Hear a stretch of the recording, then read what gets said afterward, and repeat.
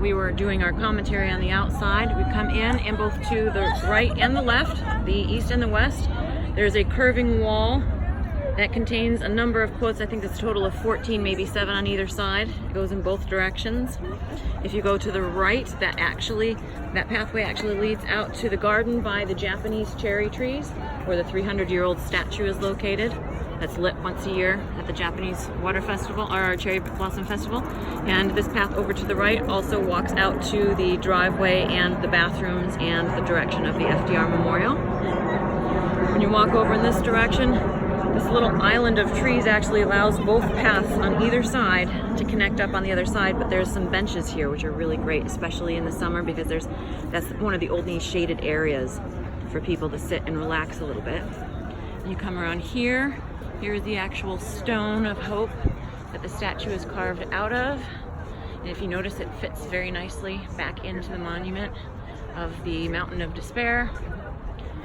And there's something on the other side that I'll show you about in regards to the inscriptions. But then down here, you come across an area where a lot of people like to stand to take some really great pictures of the tidal basin and the Jefferson Memorial. People come down here. But one of the things that's really interesting is that this pathway, if you are not interested necessarily in going to the other memorials, you can just take a lovely walk. There's gentlemen who fish along here in the summertime. That also is an area, the sidewalk gets very flooded. It actually goes all the way around the edge of the tidal basin, around that little promontory, and it connects with a bridge that then goes over to the Jefferson Memorial. So that's the area, and there is an entrance about midway that joins the end of the FDR monument, not the beginning.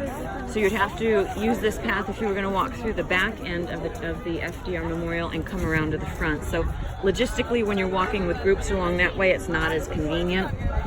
But it is nice if you're coming from the Jefferson and you're exploring the FDR, and then you're coming over this way, you can actually have them walk along here if it's not flooded. And on the other side of the Stone of Hope, on the side that is exposed to the east, the eastern side, this is the side of the sculpture that had to be redone because the controversial quote was located on it.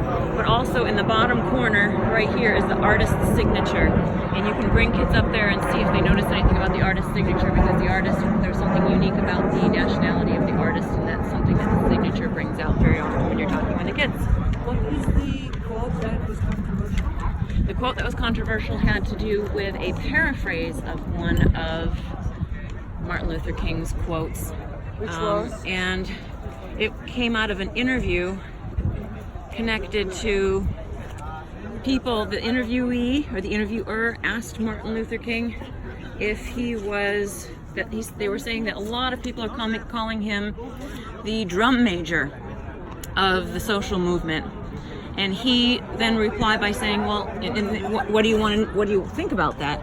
And he replied by saying, well, if you want to call me a drum major, call me a drum major for peace and hope and so on. So I'm probably paraphrasing the quote myself. But when they quoted it on the side of this, I can't really get that fully in there.